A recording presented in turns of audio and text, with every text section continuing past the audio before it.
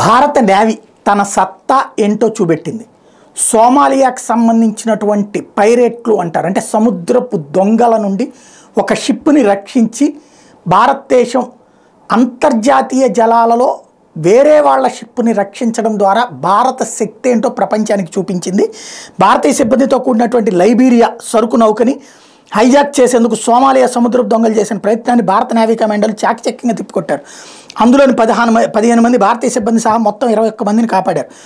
MB లీలా Norfolk అనే ఓడను ఈ నెల 4వ తేదీన అరేబియా సముద్ర జలాల్లో ఉండగా సాయుధ దుండగులు హస్తగతం చేసుకున్నారు.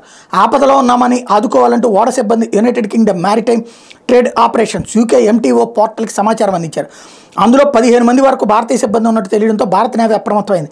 ఆ ప్రాంతానికి INS చెన్నై యుద్ధ నౌకను హుటాహుటిన పంపించింది. పైరట్లు లొంగిపోవాలని హెచ్చరికలు చేస్తూ ఎంబీ లీలా నార్ఫోక్ను శుక్రవారం మధ్యాహ్నం 3:30 గంటల సమయంలో INS చెన్నై అడ్డగించింది. సుశిక్షితులైన కమాండర్లతో కూడిన అత్యాధునిక గస్తీ హెలికాప్టర్ P-81ని సైతం అధికారులు సిద్ధంగా ఉంచారు. నౌకలోని పరిస్థితులు దగ్గర నుంచి అంచనా వేసేందుకు అత్యాధునిక MQ-9B ప్రిడేటర్ డ్రోన్ని రంగంలోకి దించారు. పరిస్థితులు అనుకూలంగా ఉన్నట్టు పై అధికారుల నుంచి గ్రీన్ సిగ్నల్ అందగానే కమాండోలు ఎంబీ లీలా నార్ఫోక్లోకి మెరుపు వేగంతో ప్రవేశించారు. వాళ్ళని చూసి పైరెట్లు తోకముడిచారు. గస్తీ సిబ్బంది ఇచ్చిన గట్టి హెచ్చరికలతోనే వాళ్ళు భయపడి నౌకను హైజాక్ చేసే ప్రయత్నాన్ని విరమించుకుని పలాయన మంత్రం పట్టించారని నేవీ ప్రతినిధి కమాండర్ వివేక్ మద్వాల్ చెప్పారు. నౌకలో విద్యుత్ వ్యవస్థను చోదక వ్యవస్థను తిరిగి గాడిని పెట్టేందుకు కృషి జరుగుతోందని చెప్పారు.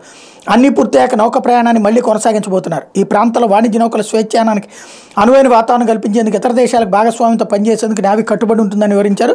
సముద్ర దొంగల బారి నుండి తమ నౌకను రక్షించిన భారత నేవీకి లీలా గ్లోబల్ CEO స్టీవ్ కుంజర్ ధన్యవాదాలు చెప్పారు. మరోవైపున ఇజ్రాయెల్ హమాస్ మధ్య కొనసాగుతున్న యుద్ధం ప్రభావం కారణంగా నౌక రవాణా పైనబడింది. 21 మంది భారతీయ సిబ్బందితో కూడిన MV చెంఫ్లూటో నౌక మీద డిసెంబర్ 23 భారత పశ్చిమ తీరంలో డ్రోన్ దాడి జరిగింది. భారత్ వైపు వస్తున్న మరో నౌక మీద కూడా ఎర్ర సముద్రంలో డ్రోన్ దాడి జరిగితే అక్కడ కూడా వాళ్ళని కాపాడుకొచ్చింది భారత నేవీ.